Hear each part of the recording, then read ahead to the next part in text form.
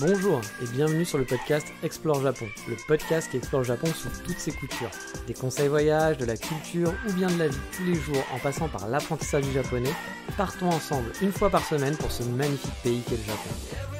Bonjour à tous, et oui, il est arrivé ce jour de l'enfer. Le jour où on va parler de choses horribles, un épisode sur les psychopathes au Japon. Non, c'est pas ça, les tueurs en série, non plus. Non, on va parler d'un truc encore pire que tout. L'épisode spécial café. Bah oui, l'épisode spécial coffee shop. Vous auriez dû vous en douter qu'un jour j'allais vous le sortir. Je vous ai préparé depuis 2 ans en vous parlant de café, petit à petit, dans chaque épisode. Vous auriez dû quand même être prêt psychologiquement et pourtant j'en vois certains qui commencent à frémir. Mais rassurez-vous, on va pas parler de comment on fait le café et les origines du café, non, on va parler de pourquoi j'aime les coffee shops particulièrement au Japon. Et on va essayer de combattre cette idée reçue que le café au Japon, bah c'est pas bon, voilà. Parce que souvent on entend dire ah ouais, moi je suis allé au café, je suis allé au Japon, pardon, et le café il est vraiment pas bon là-bas chez eux, ah, ils y connaissent rien, ils sont pas bons. Je l'ai entendu un nombre de fois, mais incalculable, et à chaque fois ça me met un petit peu hors de moi, et donc on va en parler un peu aujourd'hui. Mais bon, avant tout ça, on va faire dans le classique le sommaire de l'émission. Et cette semaine, on va parler un peu de café, mais surtout principalement de café, avec peut-être à la fin encore une petite touche caféinée. Bah oui, on va faire un vrai stage commando. Et si à la fin, vous aimez toujours pas le café, eh ben je m'en fous, je vous ferai bouillir dans une tasse de chocolat chaud. Voilà. Bon, en même temps, j'aime bien le chocolat chaud, donc je sais pas si c'est vraiment un supplice affreux. Mais allez, on est parti pour le monde merveilleux des coffee shops au Japon. Bon, déjà, pour vous rassurer, sachez que j'ai déjà envoyé certains d'entre vous dans des bonnes adresses et que je me suis jamais fait insulter par la suite. Donc on va dire que c'est quand même un bon point. Il y a même un auditeur qui se reconnaîtra, et en fait ça me fait penser à faire un épisode spécial justement, c'est un peu de sa faute finalement, hein, si vous n'êtes pas content, qui m'a demandé il n'y a pas longtemps si j'avais des adresses de coffee shops sympas sur Kyoto. Je crois qu'il n'était pas très très amateur de café à la base, hein, si je me souviens bien. Mais bon, à force de vous saouler, hein, ça commence à rentrer, je suppose, dans la tête de certains d'entre vous. Et oui, certains vont dire que c'est du lobbying, d'autres diront que ça ressemble un peu à une secte. Vous n'avez pas totalement tort. Mais bref, voilà, il habite à Tokyo, il était de passage sur Kyoto. Je lui ai donc filé quelques-unes de mes meilleures adresses. Et il en a testé au moins une, peut-être plusieurs, je ne sais pas, mais je sais qu'il en a testé au moins une, et dont une dont il était très satisfait et qu'il a beaucoup aimé. Alors déjà, on va faire une différence entre coffee shop, donc ceux qui sont des cafés de spécialité, on va dire, et le reste. Voilà, le reste du monde du café. Dans les cafés de spécialité, vous aurez souvent une torréfaction du café qu'on dit plutôt clair. C'est-à-dire que la couleur, elle va être quand même plus claire qu'un café noir, qu'un café black, comme on le voit, pour schématiser. Encore une fois, je ne vais pas vous faire un cours magistral sur le café. On n'est pas là pour aller dans les données techniques et pour aller hyper à fond. De toute façon, je ne suis pas non plus un grand spécialiste du café. J'aime le goût du café, j'aime le bon café, je n'aime pas le mauvais café. C'est très con dit comme ça, mais c'est comme ça que ça fonctionne. Et j'ai un peu un palais de merde, il faut l'avouer. Donc, il faut savoir que souvent, les spécialistes de café, c'est un peu comme les spécialistes de vin. Ils vont vous boire un café et vous dire il y a des petites touches de bergamote. Et puis, je sens aussi la petite acidité de la framboise et du citron parfumé à la papaye. On va me dire, oui, bah, moi, ça sent le café. Après, j'arrive bien sûr à faire la différence entre différents cafés, mais j'ai un palais vraiment merdique et pas que pour le café, hein, pour tout. Du coup, pour moi, c'est hyper compliqué d'aller dans des détails comme ça. Voilà, pour moi, c'est bon ou c'est pas bon. Et franchement, ça me convient déjà. Cette analyse hyper technique du c'est bon ou c'est pas bon me convient parfaitement. J'ai pas besoin d'aller plus loin. Moi, ce qui m'intéresse, c'est juste de kiffer mon moment, tout simplement. Donc voilà, on parlait de la torréfaction du café qui était plutôt claire, qui va avoir du coup un goût et donc une couleur qui va être différente du café noir qu'on a l'habitude de trouver dans les... Moi je vais dire les mauvais cafés, mais bon, je m'excuse, hein, je vais faire ma saloperie d'hipster dans cet épisode, vous en doutez, donc je m'excuse par avance. Hein. Mais bien entendu, chacun boit ce qu'il veut et aime ce qu'il veut et se fait plaisir comme il a envie. Donc ne prenez pas la mouche amoureux du Starbucks et du café de chez Giacomo sur mes avis tranchés, ça ne reste que mon avis. Surtout qu'il m'arrive en plus d'aller au Starbucks pour prendre un truc sucré du genre un dark frappuccino avec une connerie à manger. Oui, par exemple, mon petit plaisir honteux là-bas, c'est le sandwich jambon-fromage quand je suis au Japon. Donc c'est un sandwich jambon-fromage tout simplement, qui est chauffé, qui n'est pas le meilleur sandwich baguette du monde. Mais quand on est au Japon, et ce petit côté chauffé qui lui donne du coup un air un peu chaud, nous on ne chauffe pas la baguette hein, normalement. Et j'avoue que je kiffe, c'est vraiment mon plaisir honteux parce qu'il n'est pas génial ce sandwich sur le papier, mais je sais pas, j'aime bien, voilà. Mais bon, pour le café, par contre, c'est le jour et la nuit, parce que pour moi, un jour, parce que je buvais des choses au Starbucks, mais qui sont pour moi plus des desserts finalement que des cafés, hein. Vraiment, pour moi, c'est pas du café ce que je prends. Il y a 3 tonnes de crème, il y a des morceaux d'Oreo, enfin, tout et n'importe quoi. C'est pas un café. Et un jour, je sais plus, j'étais à Shibuya, je crois. Il me semble que c'est un des derniers jours, mais c'est même une mauvaise journée pour moi, parce que je crois que c'est le jour où je suis rentré en France après avoir arrêté mon école. Donc ça devait être un des derniers jours avant de prendre mon avion, quelque chose comme ça. Et j'ai bu un cappuccino au Starbucks. Et c'était vraiment, c'est la première fois que je buvais juste un simple capou au Starbucks. Et c'était juste immondissime, hein. Vraiment, j'ai cru que j'ai voulu sauter de la tour où j'étais. Car vous le savez peut-être pas, mais dans un café de spécialité, les plus hipsters d'entre eux en tout cas, par exemple, on va pas mettre de café, on va pas mettre de sucre pardon, dans son café. C'est-à-dire qu'il y a plein de cafés de spécialité, des coffee shops qui vont dire no sugar, pas de sucre, non mon Dieu, le sucre c'est l'enfer. Parce que normalement, un bon café n'a pas besoin d'être sucré. Un cappuccino n'a pas besoin d'être sucré. Il est très bon comme ça. Et c'est vrai que moi j'étais comme ça aussi avant, hein. Les quelques fois où j'avais bu du café, je mettais une tonne de sucre parce que sinon je trouvais ça dégueulasse. Et là, non, maintenant, je ne mets plus jamais un seul sucre dans mon café parce que je bois du bon café. Voilà, tout simplement. Et bien voilà. Et du coup, quand je dis qu'il n'y a pas besoin de mettre du sucre dans un café, là au Starbucks, je pense qu'il y en avait vraiment besoin, hein. Il fallait le baigner dedans parce qu'il était immondissime ce cappuccino. Je ne sais pas comment les gens font pour boire ça. Après, encore une fois, hein, chacun ses goûts. Mais moi, j'avoue, c'était pas du tout ma came. Et le jour où j'ai bu ça, je me suis vraiment redit, oui, ok, je sais pourquoi j'aime le café de spécialité et pas les cafés normaux. Mais ça, on en reparlera un petit peu après. Parce que je ne vais pas vous faire un cours sur le café, hein, comme je vous l'ai dit, vous inquiétez pas. On est là pour parler des coffee shops au Japon et pourquoi je les aime tant. Bon, parce que déjà, vous l'avez compris, j'aime le café, hein, voilà. Étrangement, comme je vous l'ai dit, je ne suis pas un fan d'expresso, c'est pas mon dada. Moi, mon truc, c'est plus les cappuccinos, sans cacao par-dessus surtout, hein. Ça, c'est aussi une hérésie pour moi de mettre un peu de chocolat par-dessus le cappuccino. Il y a 2 écoles, hein, sur le capou, mais normalement, le vrai cappuccino n'a pas de chocolat par-dessus, mais là on peut se lancer dans des débats, c'est un peu comme pain au chocolat et chocolatine, je pense, qui serait interminable. Mais voilà, pour moi, du chocolat sur mon cappuccino, j'ai envie de le lancer à la gueule du barista. Ça, je l'ai eu beaucoup en Écosse et ça m'insupportait, vraiment. C'était vraiment le truc parce que souvent ça nique le goût et pourtant Dieu sait que j'adore le chocolat, mais non, je trouve que ça nique totalement le goût du café d'avoir ce genre de cacao dégueulasse, souvent qui est pas très qualitatif quand il est par-dessus. Ça n'apporte rien du tout à part de niquer le goût, tout simplement. Et mon autre amour, quand je vais dans les coffee shops, c'est le café filtre. Vous savez, le truc que grand-mère fait quand elle fait du bon café. Mais bon, elle fait pas du café qui est si bon que ça. Là, on parle de bon café filtre. Il existe plein de méthodes différentes pour le faire. Et le truc marrant, c'est qu'une grande partie en fait, de ces méthodes, en fait, quand on dit des méthodes, c'est des outils, c'est des cafetières en gros qui vous permettent de faire ce café filtre. Alors, cafetière, c'est pas des cafetières électriques, hein, c'est des cafés qu'on fait à la main. On appelle ça du drip-koi au Japon, avec le côté anglais, donc comme vous l'avez compris. Et c'est du café qui est fait à la main, qui n'est pas fait par une cafetière électrique. Et une grande partie en fait, de ces entreprises, de ces méthodes, de ces cafetières à la main, sont des entreprises japonaises.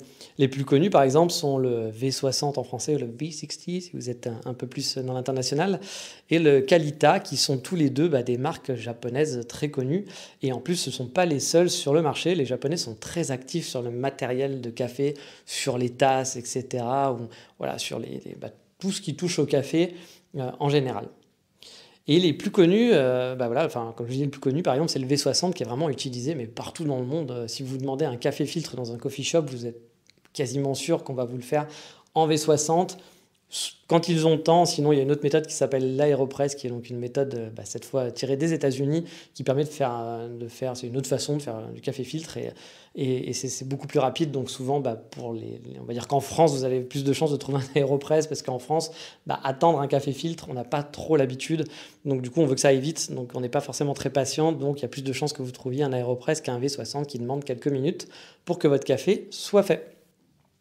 Et donc le Japon et le café, c'est donc toute une histoire. Moi, je suis vraiment, je vous le dis, toujours horrifié quand je vois des gens sortir que au Japon, leur café, il était pas bon. Vraiment, ils y connaissaient rien, les Japonais. Je me suis déjà battu sur Twitter. C'est débile de se battre sur Twitter, mais avec des mecs qui sortaient les conneries comme ça, qui sont pour moi vraiment des bêtises. Hein, c'est juste parce que t'as pas testé les bons. Hein. Après, comme je le dis, voilà, si tu vas dans un mauvais café, bah, tout comme le petit café noir du café Richard ou du bar ou du resto du coin en France, bah, il est pas bon, c'est sûr. Hein. Mais au Japon, il y a une vraie culture de café de spécialité. Et moi, je trouve même beaucoup plus qu'en France au final. Sûrement parce qu'ils n'ont pas eu l'étape aussi bah, du café bar PMU que nous, on a. On a des bars PMU, des bars terrasses, des cafés. Voilà, nous, c'est la culture du café en terrasse. C'est un truc qu'on a depuis longtemps. Et c'est vrai qu'au Japon, ils n'ont pas ça. Et je pense qu'ils sont passés, pas forcément directement à ça, parce qu'il y a eu les Kissaten, etc. On en reparlera après. Mais voilà, les coffee shops, bah, il y en a beaucoup plus. On en trouve énormément au Japon qu'en France. En France, à Paris, ça date d'il y a quelques années. Hein, c'est pas si vieux que ça. Hein. Les premiers coffee shops, ils ont max 10 ans hein, à Paris. Et ça a mis du temps. Maintenant, on commence à en voir un peu partout. Mais ça a mis du temps avant d'arriver. Alors qu'au Japon, c'est quand même beaucoup plus vieux. Et pour vous comparer, moi, quand j'entends que bah, le café, il est pas bon au Japon, etc., bah, pour moi, c'est un peu comme si un mec qui allait au McDo me disait que les hamburgers au Japon sont pas bons car il est allé à Moss Burger, en gros. J'ai envie de dire, bah, le McDo, c'est déjà pas vraiment la référence de ce qui est un bon burger pour moi. Bien sûr, on a le droit d'aimer et de kiffer, hein, mais en étant honnête, entre un burger artisanal et un burger de chez McDonald's, il y a quand même de fortes chances que l'artisanal soit meilleur. Après, peut-être que à force de manger du McDo, vous vous êtes habitué, c'est un peu une Madeleine de Proust pour vous. Mais en étant honnête, il y a peu de chances quand même que intrinsèquement le burger tout ratatiné du McDo avec des sauces industrielles soit meilleur qu'un mec qui va faire un burger artisanal. Donc non, tordons l'idée reçue qu'au Japon, le café n'est pas bon, c'est pas vrai. Je peux vous lister, et puis je l'ai déjà fait, hein, des dizaines, voire des centaines de coffee shops qui sont vraiment de qualité sur place. Mais quand je parle de café de spécialité, de quoi je parle vraiment?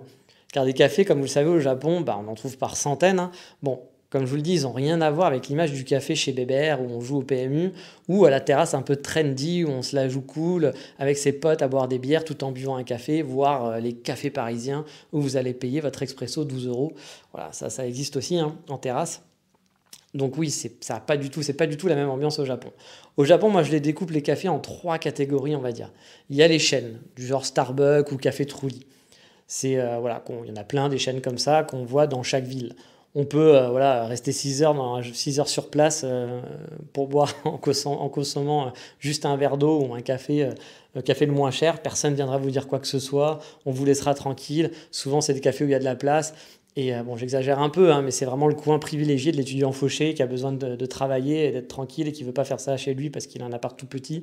Et puis, bah, il va se poser au Starbucks. Bon, le Starbucks, c'est pas donné, hein, mais dans les cafés Trulli ou autres où bah, voilà, ça coûte pas très cher et on peut rester toute la journée tranquillement à étudier. Ensuite, on a les Kissaten, qui sont la définition finalement du café dans l'imaginaire du japonais un peu old school ou du touriste. Et enfin, la troisième catégorie pour moi, c'est le coffee shop, donc l'équivalent des petits cafés de spécialité qu'on va trouver en Australie ou aux États-Unis et puis bah, partout ailleurs maintenant dans le monde, parce que c'est devenu un peu un truc à la mode. Bon, je ne vais pas vous parler des chaînes de café pendant des heures, hein, sachant que je les pratique pas spécialement, à part Starbucks. Même si j'avoue avoir une préférence finalement pour les Starbucks au Japon par rapport à ceux qu'on trouve en France ou même dans d'autres pays que j'ai pu visiter. Bah déjà au niveau pâtisserie, j'ai trouvé que c'était plus cool parce qu'on ne trouve pas les mêmes choses. Hein, voilà. Et puis on va pas reparler aussi du fameux sandwich, un jambon fromage promis, même si je suis désolé, mais c'est mon plaisir en eux.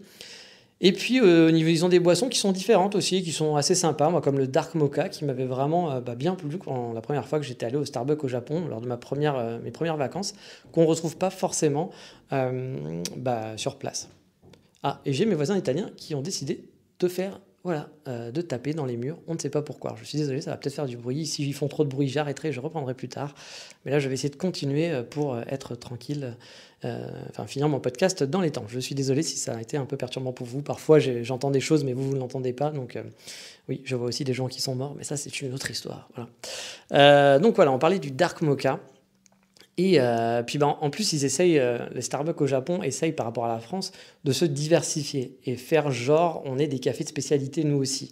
Ils ont créé par exemple une marque qui s'appelle Starbucks Neighbor, qui est un genre de Starbucks de luxe, qui est en fait un peu comme si c'était un coffee shop qui avait ouvert, mais avec la marque Starbucks. C'est-à-dire qu'on essaye de faire coffee shop sans trop être Starbucks, mais on est quand même Starbucks parce qu'on a des produits Starbucks. Et on va faire des cafés un peu plus de qualité, le prix va être plus cher. Alors oui, c'est vrai que dire que le prix va être plus cher, sachant que même un Starbucks de luxe, on a envie de dire déjà que c'est pas donné un Starbucks, donc bon, voilà, vous vous doutez que le prix fait un peu mal. Mais voilà, c'est un petit peu l'impression qu'ils veulent donner d'être dans un coffee shop de spécialité, quoi. Mais au final, c'est juste une impression parce qu'au niveau de la qualité du café, oui, c'est un peu meilleur. On fera du café filtre à la main, etc. Tout est là en fait, sauf que le goût est pas non plus hyper au taquet. Mais les lieux sont souvent bien travaillés pour les Starbucks, c'est-à-dire qu'ils sont super confortables et hyper original. Moi, je trouve que c'est un des points forts des Starbucks au Japon.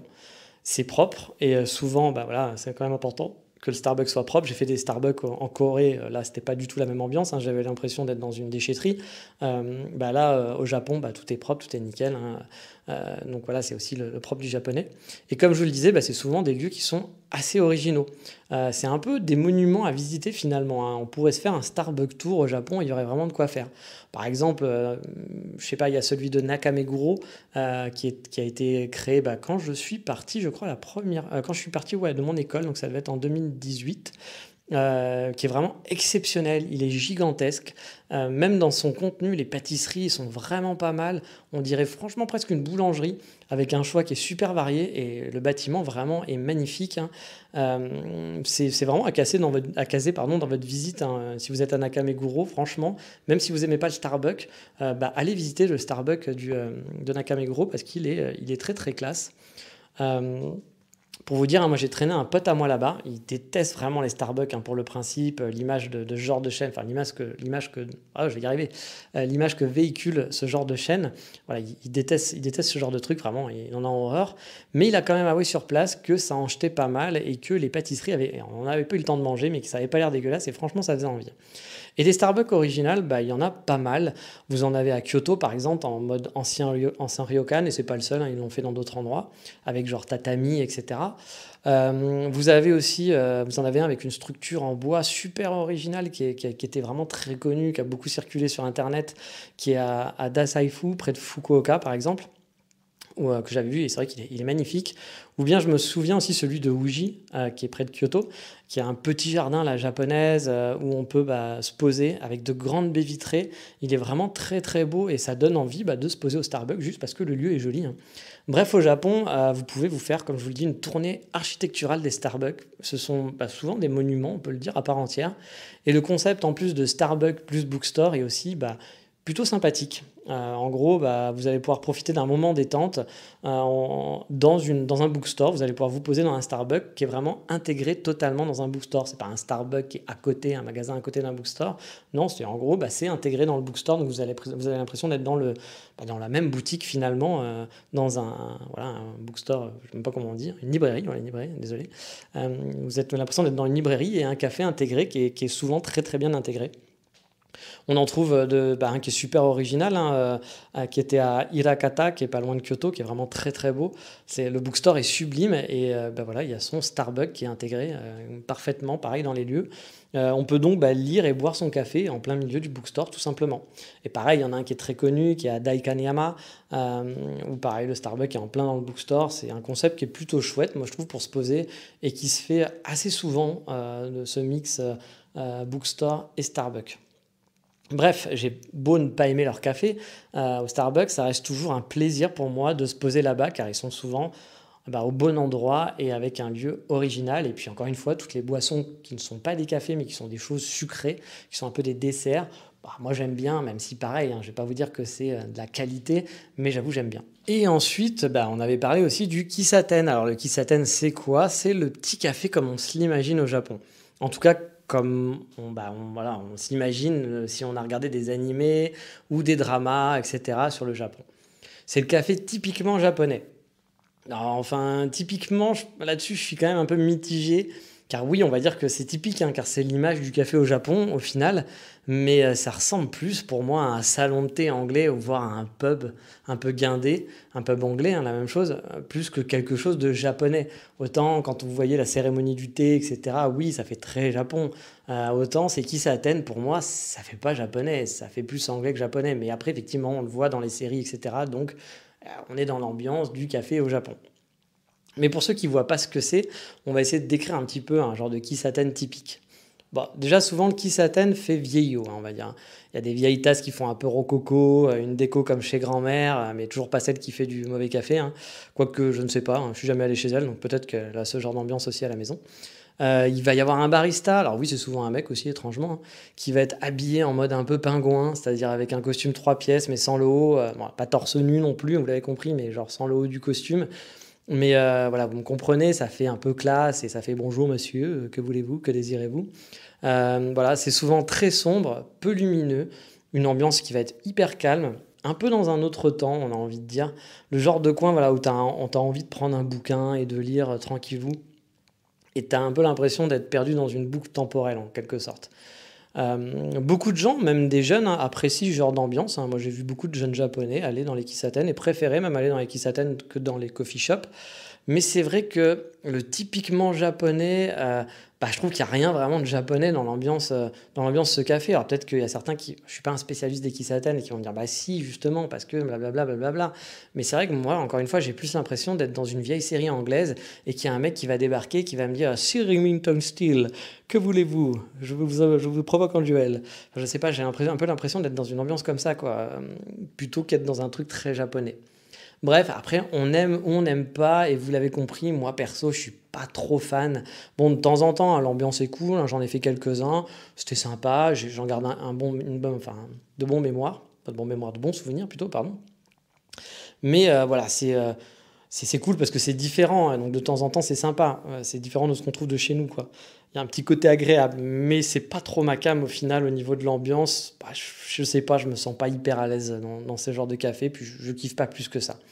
Et puis surtout, j'ai souvent été déçu par la qualité du café en lui-même, parce qu'on retrouve souvent des cafés justement bien noirs, celui sûrement que Jean-Michel a dit, alors désolé s'il y a quelqu'un qui s'appelle Jean-Michel, hein, c'était pas quelque chose contre toi, mais il fallait que je trouve un prénom. Jean-Michel va dire, oh, le café il était pas bon au Japon. Voilà. Pour moi, c'est un peu effectivement c'est la phrase que je pourrais sortir, parce que souvent dans les coffee shops, dans les kisaten, pardon, effectivement j'ai été déçu, j'ai pas bu du très très bon café. Voilà, c'est du café comme on pourrait boire, pour ceux qui connaissent le fameux café Richard que vous trouvez dans toutes les tasses de vos restaurants. Café Richard est un empire du café en France, avec une magouille très simple, c'est-à-dire qu'en gros les machines à café coûtent très cher et donc ils vous disent pas de souci, on te file la machine à café, c'est gratos, c'est cadeau mon petit bonhomme, t'as ton restaurant, t'as ton bistrot, pas de problème, ça coûte très très cher, on le sait, on te l'offre. Par contre, tu vas être obligé de prendre notre café jusqu'à la fin de ta vie. Et donc c'est comme ça qu'ils se font beaucoup d'argent, et Café Richard fait un café qui est quand même très très très très très très médiocre, et c'est celui que vous trouvez quasiment partout, dans tous les restaurants et les bistrots du coin, vous allez avoir du Café Richard souvent. Et c'est bien triste, voilà. Donc c'est le fameux Café Richard. C'est pour ça qu'une fois j'avais entendu quelqu'un qui était dans une boutique un peu de prout-prout, on va dire, de gens qui adorent la nourriture venue de partout dans le monde. C'était une boutique parisienne. Moi, j'y allais pour aller chercher des trucs spécifiques pour la pâtisserie. C'est une boutique très connue pour ça. Donc, des gens très calés. Et j'ai vu des gens arriver en disant « Ah, vous vendez du café Richard ?» Ah, mais c'est vraiment du café de qualité. J'ai envie de dire « Non, les gars, vraiment, là, autant peut-être sur leurs produits alimentaires, oui, mais là, ça fait tâche, les gars. Le café Richard, c'est pas bon. Vraiment, c'est pas bon. Désolé s'il y a des gens qui kiffent, hein, dans la salle, mais peut-être que vous kiffez sans même savoir que vous buvez du café Richard, mais non, c'est vraiment pas bon. Ah, on parlera pas de Nespresso non plus, hein. Vous allez pas m'énerver en me parlant de Nespresso. On va essayer de rester amis dans ce podcast. Et bon, l'autre lieu où si on peut tester un peu un café qui va pas être forcément délicieux, c'est le café en machine. Bah oui, les fameuses vending machines qu'on trouve partout au Japon, perdues dans des coins totalement paumés où il n'y a pas âme qui vive, mais vous allez avoir votre machine automatique qui va pouvoir vous servir du café. Et on se demande toujours, mais qui est le type qui vient remplir cette machine régulièrement? Et donc oui, au Japon, on peut boire du café dans des machines. Alors, parfois, il y a du café chaud, ça arrive. Il y a aussi souvent du café froid en canette. Franchement, c'est une expérience à faire, et que je sais que pour beaucoup, le café par exemple du 7-Eleven aussi, vous savez, les combini ont des machines à café qui tournent à plein régime, et je sais que pour beaucoup, c'est genre, ouais, c'est génial parce que c'est pas cher et c'est super bon. J'ai envie de vous crier hérétique au bûcher, au bûcher. Mais vous le savez, hein, tant que les gens se font plaisir, j'ai envie de dire chacun son kiff, mais quand même au bûcher. Oui, quand même au bûcher. Donc voilà, ça c'est aussi des expériences que vous pouvez tenter, les cafés machines. Moi je l'ai fait, c'était rigolo, mais bon, bah, je l'ai fait une ou deux fois. Je sais pas, je prends pas un plaisir de fou d'acheter une canette de café froid, même si le café froid c'est pas mauvais, hein, honnêtement, mais pas forcément dans les machines. Mais bon, ça fait le job si vraiment vous êtes en manque de café ou si vous n'êtes pas très regardant. Et pareil, le 7-Eleven, effectivement, c'est très pratique. Vous avez des machines qui vous permettent de tout avoir pour pas cher.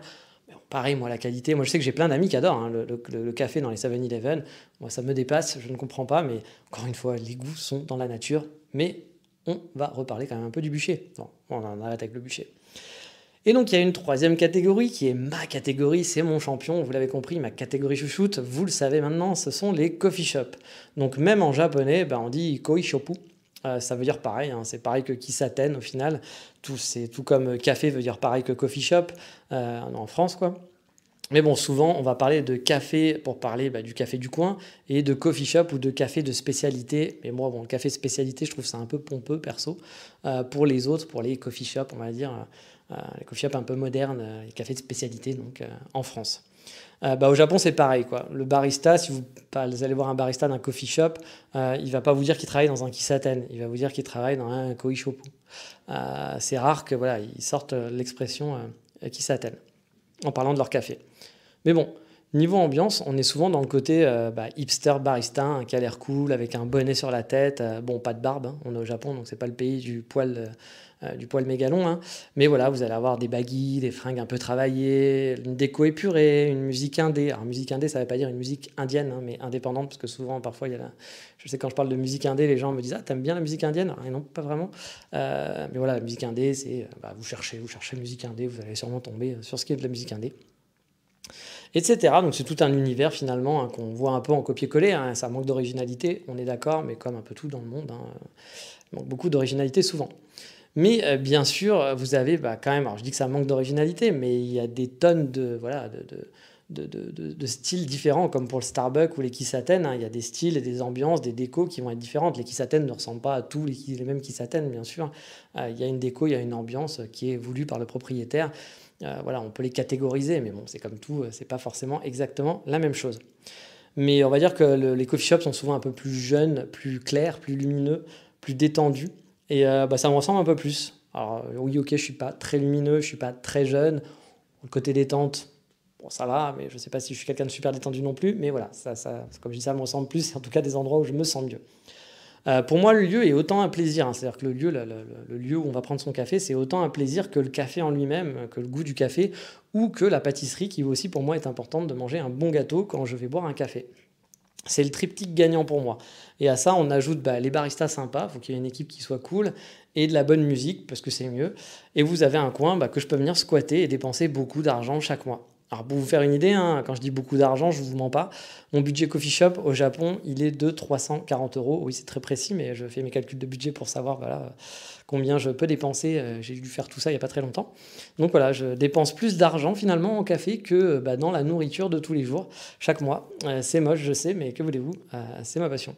Enfin, une passion, c'est pas une passion non plus, mais c'est mon petit plaisir plutôt. Voilà. Mais alors pourquoi, au final, j'aime les coffee shops au Japon ?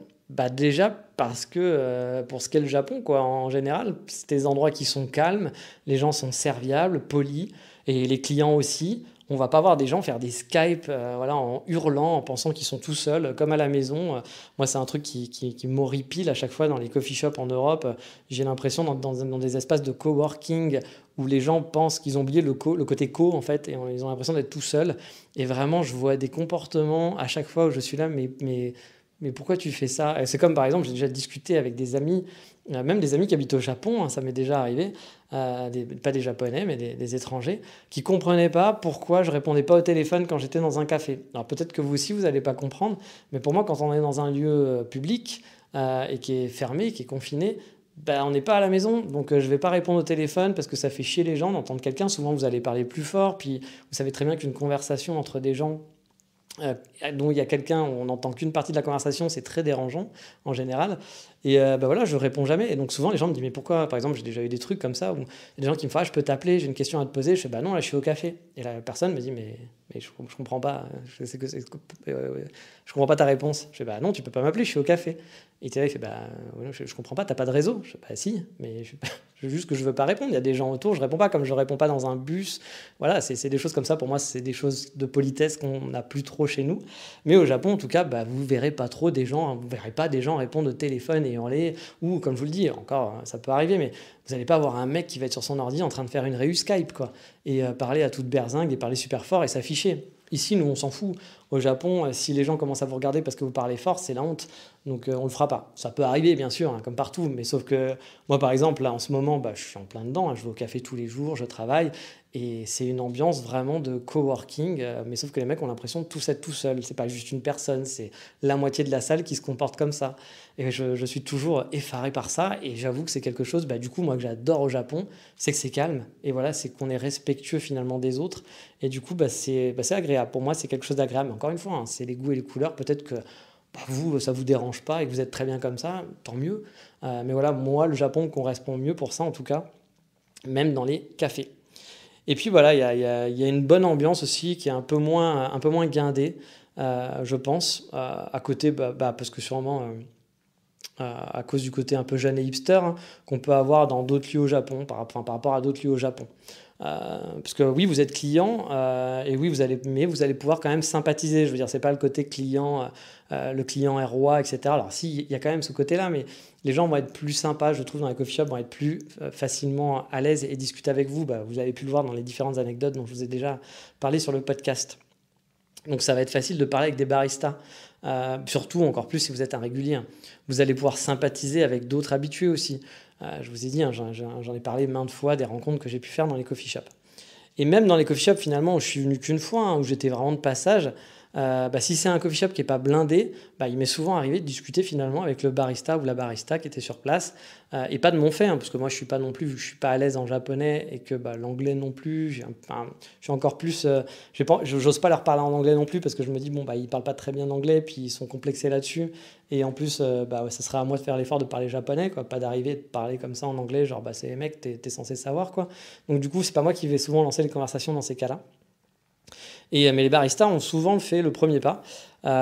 Et souvent, c'est des baristas qui étaient curieux sur qui j'étais, etc. Je me souviens par exemple chez Onibus Café. Donc, ils ont 3 cafés à Tokyo. Alors, pas celui le plus connu qui est à Nakameguro, mais ceux qui sont plus dans des quartiers résidentiels. J'ai pu avoir des discussions fort sympathiques avec certains baristas.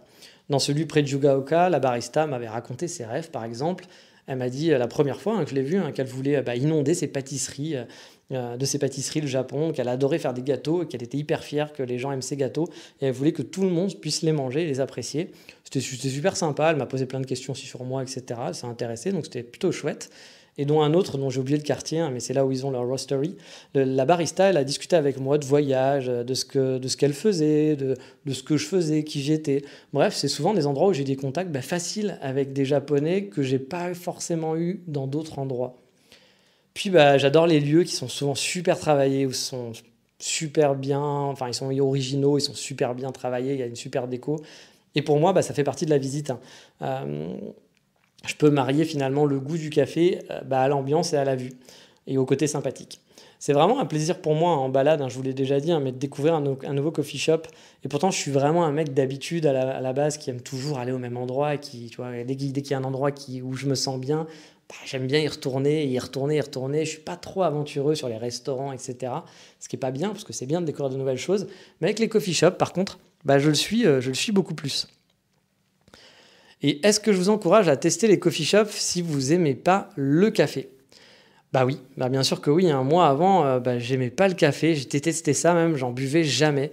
J'avais essayé et je trouvais ça pas bon. Voilà. Puis je suis tombé dedans grâce à un coffee shop qui a ouvert à côté de chez moi, je vous en ai déjà parlé, l'Hexagone Café, parce qu'il y avait mes potes qui cherchaient un endroit où se réunir, et finalement je suis devenu celui parmi mes potes qui venait tous les jours et qui est devenu le plus accro au café. J'ai découvert que un café ça pouvait être bon, parce que pour moi un café c'était pas bon, et encore une fois c'est totalement subjectif, je vous l'ai déjà dit, si pour vous le Nespresso c'est ce qu'on peut faire le mieux en café et que c'est un kiff intense, et vous adorez, tant mieux, hein, faites-vous plaisir. Hein. Je ne veux pas vous dire qu'il faut brûler les Nespresso, etc. Hein. Mais je ne suis pas là pour vous convaincre. Hein. Mais honnêtement, si vous avez l'occasion, testez les coffee shops. C'est même pour la balade, pour le lieu, ça peut être sympa. Puis vous allez peut-être découvrir, ça va être peut-être un peu différent au début de ce que vous avez l'habitude de boire, mais vous allez découvrir quelque chose de nouveau et plutôt sympa. Mais ce qui est sûr, c'est que la culture café est vraiment forte au Japon. Les Japonais ont l'habitude d'aller au coffee shop, au Kisaten, ou au Starbucks, ou au Coffee Trulli, etc. Vous le savez sûrement. Hein. Mais le Japon est le deuxième pays du monde en termes de nombre de Starbucks. C'est pour vous dire, derrière les États-Unis. C'est-à-dire qu'il y a des Starbucks à tous les coins. Et c'est vraiment parce qu'ils n'ont pas aussi cette culture, comme je vous le disais, du petit café PMU, du bar PMU qu'on a chez nous, qui n'existe pas là-bas. Et on va dire qu'il y a quand même des différences par rapport à chez nous. Pour le café, nous par exemple, on va boire le matin. Le café, c'est synonyme de je bois mon café le matin pour le petit-déj. Je vais aller en terrasse, je vais boire ma petite expresso en vitesse avant d'aller au boulot et hop, let's go. Au Japon, déjà les terrasses, c'est pas vraiment dans les mœurs. Hein. Et les coffee shops, finalement, sont pas souvent très remplis le matin. Ils sont plus pris d'assaut l'après-midi par les étudiants et les choufous. Donc les choufous sont les femmes au foyer qui vont être là avec leurs copines au final. Et le matin, il n'y a pas foule quoi. Moi, dans les coffee shops où j'y allais, il n'y avait pas la culture du petit expresso, comme je vous dis, le matin avant d'aller au taf. Hein. Souvent, on va boire du café filtre ou des cafés avec du lait, des cappuccinos, des lattés. Et on va boire, et rarement des expressos, du coup, qui est plutôt la norme chez nous, on va dire, en termes de café. Là-bas, j'en vois pas souvent. C'est pas la boisson phare. Un truc qui cartonne aussi un peu, ça commence à cartonner beaucoup chez nous, mais là-bas c'était vraiment une nécessité. Et moi c'est vrai que j'aimais pas trop ça avant en France, ça me tentait pas. Et il y a un truc qui m'y a obligé, c'est ce qu'on appelle les ice latte. Donc c'est des cafés froids avec des glaçons, etc. Parce que il fait tellement chaud l'été que pour boire un café c'est compliqué. Vous mourrez de chaud, donc vous avez envie de boire quelque chose de frais. Et effectivement, le ice latte, c'est hyper efficace pour ça pendant l'été. Et là-bas, ça se consomme, mais alors comme des petits pains, les ice latte, c'est la boisson officielle de l'été, quoi. Et au Japon, un café filtre aussi, c'est pas vraiment un problème. Faire un café filtre à la main, ça prend du temps. En moyenne, c'est quoi, 4-6 minutes que ça va prendre. Et en France, on va pas forcément comprendre qu'il faut attendre 10 minutes que son café arrive. Moi, je l'ai souvent vu dans les coffee shops où j'allais en France, où des gens qui n'ont pas l'habitude des coffee shops et qui venaient, qui ne savaient pas ce qu'ils prenaient, ils disaient « ouais, je veux ça ». Puis attendre 10 minutes, mais ils se levaient, ils disaient « mais il est où mon café? Vous l'avez oublié? Vous m'avez oublié ?» Non, c'est juste, mec, ça prend un petit peu de temps. C'est pas un truc qui se fait en 2 minutes, quoi. Ça prend un peu de temps. Alors qu'au Japon, prendre son temps, c'est plus normal dans un café. C'est même assez drôle, hein, on trouve finalement rarement du batch brew au Japon. Alors le batch brew, c'est quoi? C'est un café filtre qui est préparé à l'avance, qu'on va garder dans une genre de thermos pour le garder au chaud, pour pouvoir servir vite les gens et avoir en quantité. En fait, vous avez un stock en quantité qui est déjà préparé et que vous pouvez servir tout au long de la journée. En Écosse, par exemple, j'ai le souvenir que souvent, si vous demandiez un café filtre, on vous servait finalement un batch brew, qui peut être bon aussi, hein, mais ça va dépendre de quand il a été fait. Et puis souvent, la qualité est quand même un petit peu moins bonne, hein, il faut l'avouer. Et au Japon, j'ai pas souvenir d'avoir vu beaucoup de batch brew à la carte, car on sait prendre son temps dans les coffee shops, tout du moins, hein, car c'est pas toujours le cas au Japon, hein, parce que parfois les clients, ils se croient tout permis. Je vous ai déjà parlé des clients japonais qui n'étaient pas forcément les plus gentils du monde. J'en ai déjà parlé. Et du coup, au Japon, ça pose pas de problème d'attendre 5 minutes, 10 minutes son café. Ils sont assez patients en général. Les pâtisseries aussi sont souvent moins funky quand même dans les coffee shops au Japon.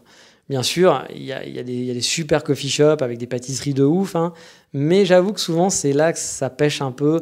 Les pâtisseries sont pas non plus extraordinaires dans les coffee shops japonais. Traditionnellement, les coffee shops sont orientés café de qualité, de spécialité, et font de la torréfaction donc claire.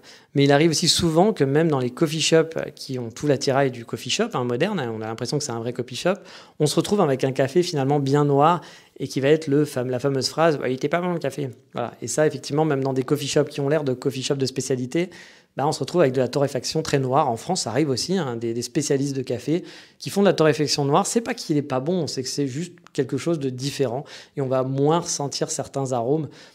Moi, j'avoue, je suis totalement, mon cœur est pour les torréfactions claires à 200%. Mais bref, on va s'arrêter là pour aujourd'hui. Je ne vais pas vous faire la liste de mes coffee shops préférés. Je vous ai fait déjà pas mal dans les épisodes différents. Je vous ai fait les coffee tours, etc. et autres. Il suffit de fouiller dans les archives pour ça. Mais vous l'aurez compris, le café au Japon, ça reste quand même une expérience à faire. Que ce soit la visite des Starbucks, comme je vous le disais, ou tenter des cafés froids dans des machines automatiques, c'est assez marrant à tester, on n'a pas ça chez nous. Profiter d'un bon café dans un lieu super chouette, ou bien faire un retour dans le temps, dans un passé un peu perdu, dans une ambiance feutrée du Kisaten, ou se faire un café pas cher au combini du coin, c'est aussi rigolo. Il y en a pour tous les goûts et toutes les expériences, et je vous encourage toujours de tout tester pour trouver finalement votre bonheur. Mais voilà, on a fini pour ce focus 100% café aujourd'hui. C'est promis, on arrête de parler... Non, je vous ai menti, vous le savez, dans le sommaire, on va continuer de parler café, même dans l'insta de la semaine, c'est parti.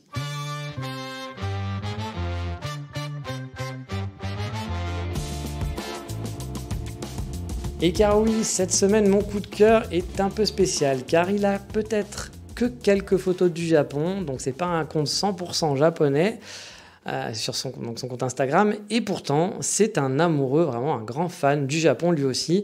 C'est même grâce à cette passion commune qu'on a commencé à discuter et sympathiser. Il est devenu l'un de mes meilleurs amis au fil du temps. Car oui, le monsieur n'est autre que le propriétaire de l'Hexagone Café, le fameux café qui m'a découvert le café de spécialité et qui m'a fait tomber dans l'univers des coffee shops. Et c'est aussi un peu à cause de lui finalement que je vous saoule avec tous les cafés au Japon.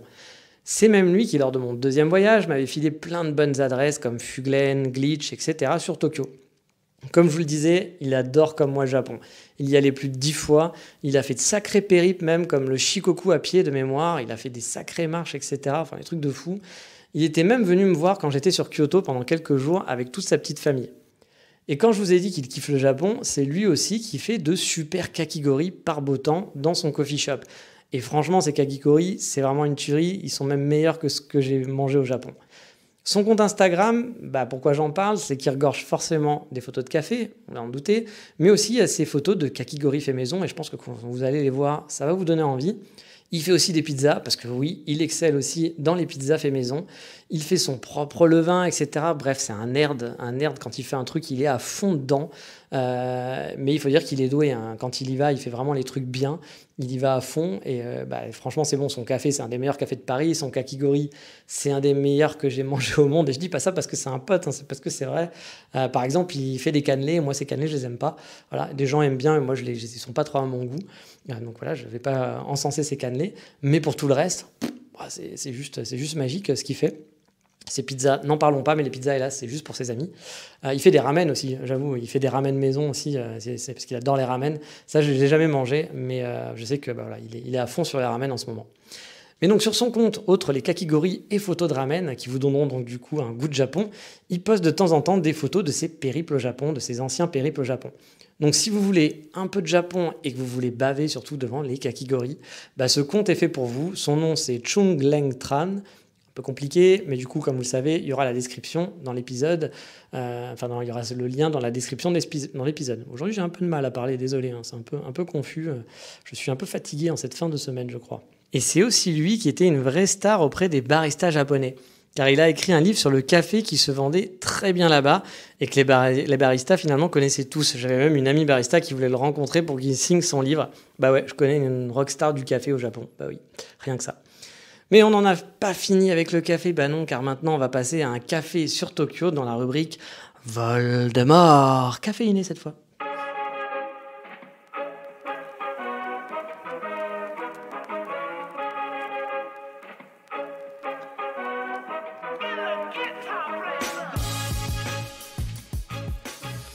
Et donc une fois n'est pas coutume, dans cette rubrique, on va se faire un petit café à Tokyo. Celui-ci, j'y suis allé qu'une fois et c'était pas vraiment au programme à la base. Mais le coffee shop que j'avais ciblé était fermé, ou je sais plus, il y avait peut-être plein de gens. Mais du coup, j'avais cherché sur Google Maps où je pouvais aller, car toutes les adresses que je tentais ce jour-là, c'était pas possible. Soit c'était fermé, soit il y avait trop de gens, etc. J'avais donc utilisé mes instincts de chasseur, de café, et j'ai sorti mon arme fatale, comme je vous l'ai dit, Google Maps, qui est ma meilleure arme pour trouver des coffee shops. Et je suis tombé sur ce coffee shop qui n'était pas trop loin et qui avait une bonne tête sur les photos. C'était la fin de journée, il restait un peu moins d'1 heure avant la fermeture, mais bon, j'avais quand même besoin d'un bon café pour clôturer ma journée. Enfin, clôturer, je devais encore me traverser tout Tokyo à pied pour retourner à Shibuya. Car oui, ce café est pas très loin du quartier des geeks de l'électronique, Akihabara. Il s'agit de Kielo Coffee. Un café pas très grand, mais qui permet quand même de se poser. De mémoire, il y avait genre 4-5 tables de 2 personnes de disponibles. L'ambiance était assez calme, avec des étudiants qui travaillaient sur leur laptop et sur leur bouquin pour certains. Les baristas, dans mes souvenirs, avaient été très très sympathiques. Rien d'extraordinaire, hein, pas d'anecdotes surprenantes, mais juste très souriants et serviables. Mais vous allez me dire, bah mec, t'es au Japon, hein, voilà. Et puis bah, vous n'avez pas forcément tort. Le café était plutôt bon, j'ai plus aucun souvenir vraiment si j'avais pris une pâtisserie, etc. Mais je me souviens d'avoir bien apprécié le moment et le café. Et c'est sûrement pas un coffee shop qui ira dans mon top 10, hein, mais je me suis dit que c'était une bonne adresse quand je serai dans le quartier la prochaine fois, même si ça m'arrive très rarement d'être dans ce coin-là. Et que forcément, vu que c'était une bonne adresse, j'avais envie de la partager avec vous si vous traînez par là-bas. Oui, mais voilà, on a fait quand même un peu trop de café pour aujourd'hui, et puis le podcast est un petit peu trop long sur du café, que du café et encore du café. On va donc passer au coup de cœur du moment où on va parler de café. Bah oui, je suis désolé. Mais ouais, vous allez être super excités à la fin du podcast. J'espère que vous ne l'écoutez pas le soir, parce que là, ça va être trop de caféine pour vous.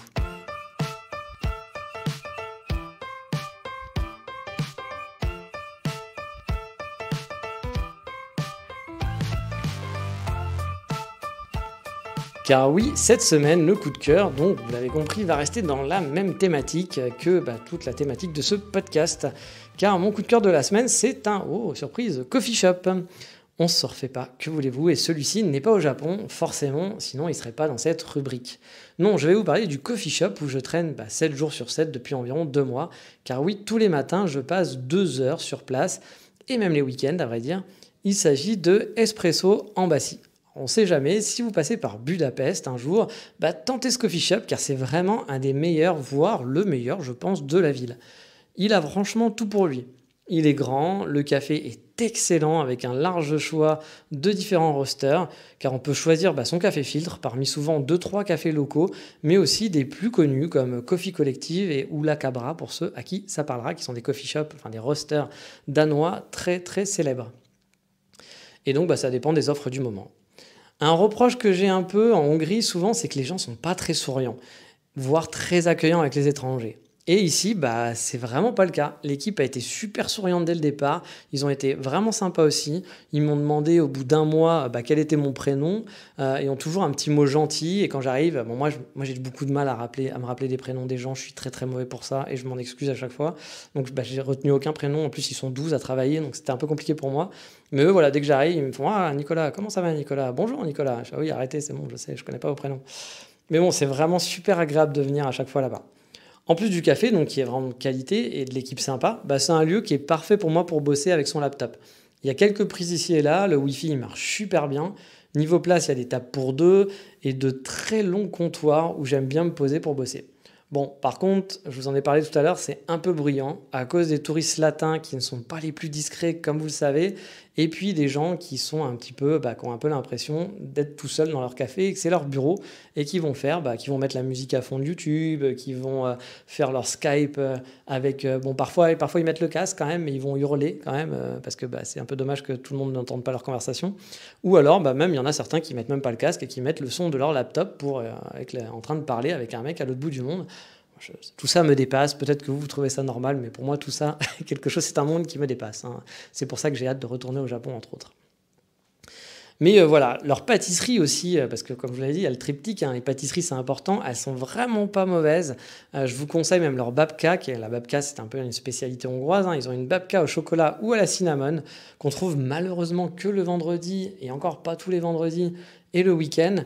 Mais ils ont aussi des pains au chocolat, des cheesecakes, etc. Et franchement, le pain au chocolat, il fait bien le boulot. Moi, je prends souvent le pain au chocolat le matin et il n'est pas mauvais. Bref, c'est mon coup de cœur à Budapest. C'est l'endroit où j'aime bien traîner. C'est même mon petit moment sourire à Budapest. C'est vrai que mon passage à Budapest n'a pas été forcément hyper simple avec le grand manque de sommeil. J'ai eu aussi une inondation, un dégât des eaux. Ma douche qui s'est vidée totalement dans mon appartement, c'était horrible. J'ai eu, et puis je vous dis, j'ai mes amis italiens là, qui font du bruit tous les soirs. Hein. Je suis obligé de dormir avec, vous voyez les gros casques qu'on met sur la tête pour anti-bruit, les casques à 300 balles, les Bose, les Sony, machin et tout. Bon, moi j'en ai un que je mets plus trop parce que que ça tient chaud au Japon. Donc j'avoue qu'au Japon, j'avais arrêté un peu de mettre ce genre de casque. Là, je suis bien content de l'avoir parce que je suis obligé de dormir avec ça pour pouvoir dormir tranquillement et ne pas entendre mes amis italiens tous les soirs faire la fête, parler fort et n'avoir aucun respect pour leurs amis et les autres voisins. Donc j'avoue, Budapest ne sera pas forcément un très bon souvenir pour moi dans l'ensemble, mais j'avoue que ce petit moment café, ce coffee shop, est vraiment un coffee shop que j'apprécie énormément, et c'est mon petit bonheur tous les matins d'aller là-bas. Donc voilà, si vous voulez un jour traîner à Budapest, n'hésitez pas à aller sur ce café. Mais je suis gentil, je vais arrêter avec les coffee shops pour aujourd'hui. Dans le prochain épisode, promis, on ne fera aucun café. C'est une promesse. Alors pas peut-être dans celui d'après encore, oui, il y en aura. Mais en tout cas, dans le prochain, c'est sûr, il n'y en aura pas. Je vais être sympa. Mais on en a fini, j'espère que ça vous a plu, cette tournée des cafés. Et on a fini pour arrêter là. On va maintenant se dire, comme d'habitude, qu'est-ce qu'on fait dans ces cas-là? On se dit à très bientôt, matanée. Est-ce qu'il y aura un épisode spécial hors sujet la semaine prochaine?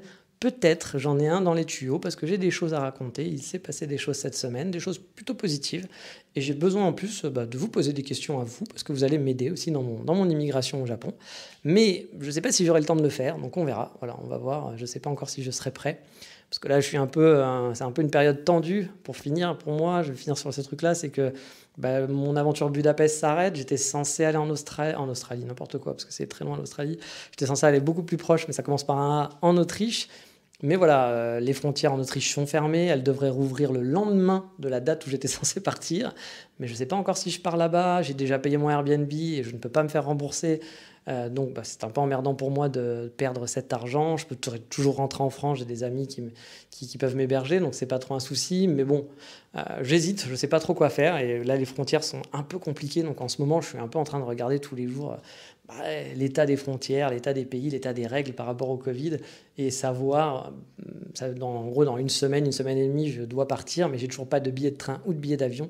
Donc il faut que je choisisse. Donc j'avoue, j'ai pas mal de préoccupations à faire, plus le boulot, plus le projet Japon qui avance aussi. Et comme je vous l'ai dit, je dois vous en parler, mais je ne sais pas si j'aurai le temps de faire ce podcast. Donc ça sera la surprise. Vous aurez soit la surprise dimanche pour les abonnés à Patreon, soit ça sera mercredi, sinon ça sera sûrement la semaine d'après. Sur ce, je vous dis à bientôt pour le prochain épisode, et portez-vous bien et buvez quand même pas trop de café. Ciao, bye bye, matane!